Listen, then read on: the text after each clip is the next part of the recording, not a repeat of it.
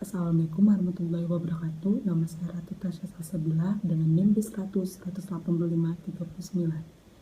Pada video kali ini saya akan menjawab pertanyaan nomor 1, yang mana pertanyaannya itu adalah apa yang dimaksud dengan kontrak.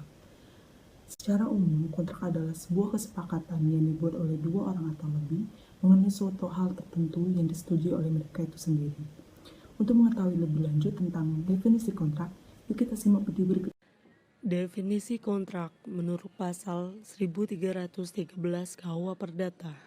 Di dalam pasal 1313 Kitab Undang-Undang Hukum Perdata atau yang sering disebut dengan KUH Perdata menyebutkan bahwa suatu perjanjian adalah suatu perbuatan di mana satu orang atau lebih mengikatkan dirinya terhadap satu orang lain atau lebih. Definisi kontrak menurut para ahli. Yang pertama, Subekti mendefinisikan perjanjian atau kontrak, di mana ia menyebutkan bahwa suatu peristiwa di mana ada seseorang berjanji kepada seorang lain atau dua orang itu saling berjanji untuk melaksanakan sesuatu hal. Dari peristiwa ini timbullah suatu hubungan antara dua orang tersebut yang dinamakan perikatan. Yang kedua, Maryam Darus Badrul Zaman menerangkan kontrak adalah sebuah perbuatan hukum yang menimbulkan perikatan, yaitu hubungan hukum yang terjadi di antara dua orang atau lebih yang terletak dalam lapangan kekayaan di mana pihak yang satu berhak atas prestasi dan pihak lainnya wajib memenuhi prestasi. Yang ketiga, Wirjono Projodikoro mengemukakan pendapatnya tentang kontrak, yang mana ia mengemukakan bahwa persetujuan adalah suatu perhubungan hukum mengenai harta benda antara dua pihak, yang mana suatu pihak berjanji untuk melakukan sesuatu hal atau tidak melakukan sesuatu hal, sedangkan pihak yang lain berhak untuk menuntut kontrak itu. Yang keempat, Herlim Budiono menjelaskan kontrak atau perjanjian adalah perbuatan hukum yang menimbulkan berubahnya, hapusnya hak, atau menimbulkan suatu hubungan hukum dan dengan cara demikian. Kontrak atau perjanjian menimbulkan akibat hukum yang merupakan tujuan para pihak. Jika suatu perbuatan hukum adalah kontrak atau perjanjian, maka orang-orang yang melakukan tindakan hukum disebut pihak-pihak. Assalamualaikum warahmatullahi wabarakatuh. Saya Yaula Oktavina, nomor induk mahasiswa B118540. Pada bagian 2 ini saya akan menjelaskan tentang hubungan perikatan dengan kontrak. Perikatan atau verbum tennis terletak dalam buku 3 KUHP. Perikatan adalah suatu perhubungan hukum yang mengatur hubungan hukum antara dua orang pihak atau lebih. Berdasarkan mana pihak yang satu berhak menuntut sesuatu hal dari pihak yang lain, dan pihak yang lain berkewajiban untuk memenuhi tuntutan itu. Pihak yang berhak menuntut sesuatu atau pihak yang berhak atas prestasi disebut dengan kreditur, dan pihak yang berkewajiban memenuhi tuntutan atau pihak yang wajib berprestasi disebut dengan debitur. Perhubungan antara dua pihak tadi adalah suatu perhubungan hukum yang berarti bahwa hak si pengontrak itu dijamin oleh hukum maupun undang-undang. Jika debitur tidak melaksanakan kewajibannya, maka kreditur dapat menuntut di muka hakim dan hal ini disebut akibat hukum. Sedangkan kontrak adalah suatu peristiwa di mana pihak yang satu berjanji kepada pihak lain untuk melaksanakan suatu hal. Dari kontrak ini ditimbulkan suatu peristiwa berupa hubungan hukum antara kedua belah pihak, dan hubungan tersebutlah yang dinamakan perikatan. Perikatan yang lahir dari kontrak tersebut justru dikehendaki oleh kedua belah pihak. Hubungan perikatan dengan kontrak adalah kontrak menimbulkan perikatan atau perjanjian. Kontrak merupakan salah satu sumber yang paling banyak menimbulkan perikatan, oleh karena itu hukum kontrak menganut sistem terbuka. Selanjutnya, saya, Meli Natasha Putri dengan NIM B118551 akan melanjutkan pertanyaan nomor 3, yaitu jelaskan tentang syarat sah dari suatu kontrak. Berikut penjelasannya. Syarat sah kontrak.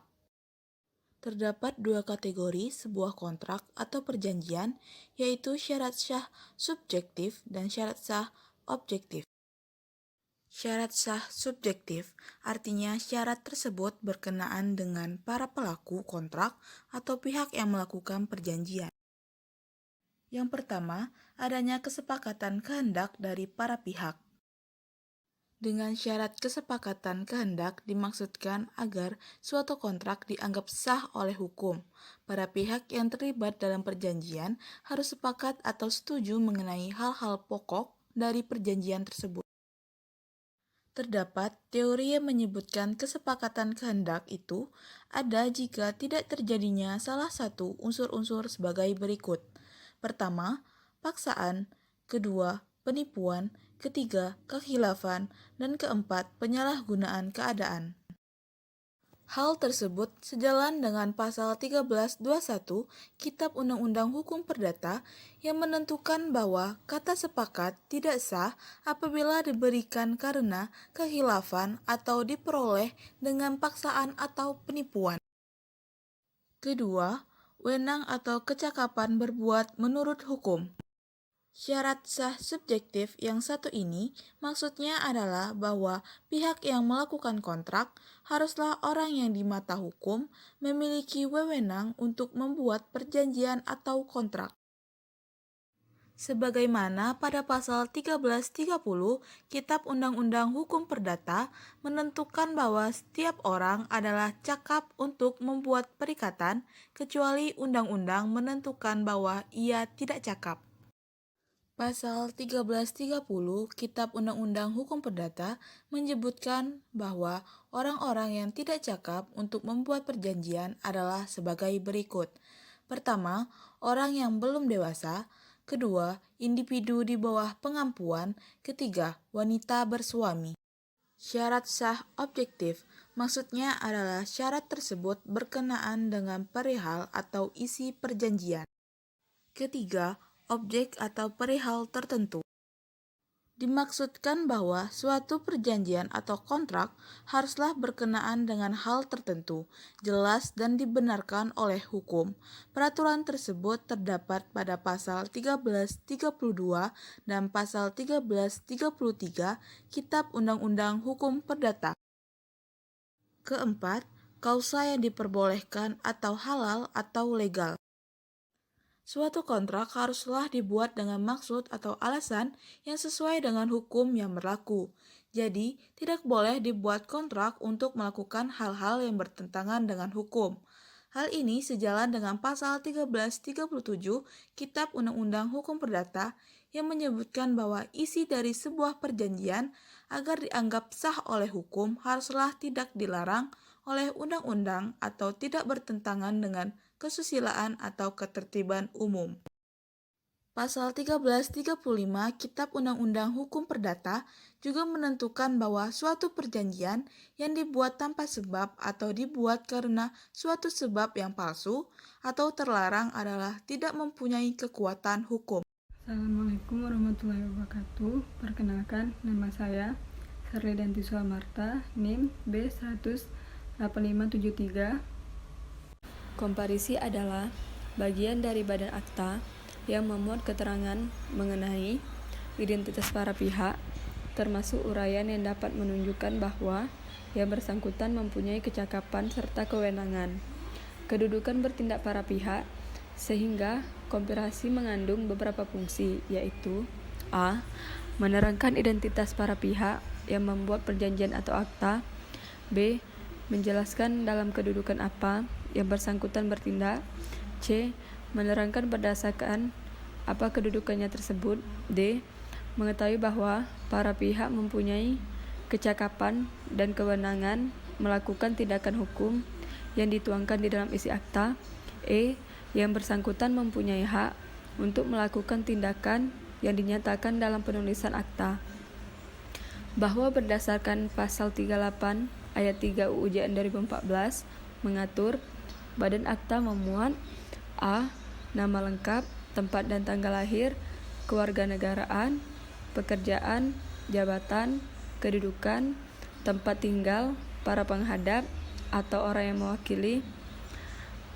B. keterangan mengenai kedudukan bertindak penghadap. C. isi akta yang merupakan kehendak dan keinginan para pihak yang berkepentingan. Dan D. nama lengkap, tempat dan tanggal lahir, serta pekerjaan, jabatan, kedudukan, dan tempat tinggal dari tiap-tiap saksi pengenal. Bahwa kesalahan penulisan komparisi akta dikarenakan tidak memenuhi syarat ketentuan UU JN atau aturan hukum yang berlaku di dalam perundang-undangan berdasarkan ketentuan pasal 41 UU JN Dalam pasal 1869 KUH Perdata, hal ini membawa pengaruh terhadap akta. Salah satunya adalah terhadap kekuatan akta, di mana nilai kekuatan akta itu menjadi tidak sempurna, sehingga tidak dapat dijadikan sebagai alat bukti yang kuat dalam proses penyelesaian suatu sengketa. Jika suatu saat terjadi perselisihan antara pihak atau adanya gugatan dari pihak lain, penulisan komparisi akta yang tidak sesuai dengan syarat ketentuan yang diberlakukan oleh undang-undang, hal ini akan masuk dalam kategori suatu pelanggaran, yakni pelanggaran terhadap syarat ketentuan yang diberlakukan undang-undang. Assalamualaikum warahmatullahi wabarakatuh. Nama saya adalah Muhammad Raza Karenza. NIM saya B117228. Di sini saya akan menjawab pertanyaan nomor 5, yaitu arti penting dari komparisi dalam sebuah kontrak, yang akan saya jelaskan dalam paparan berikut. Terima kasih.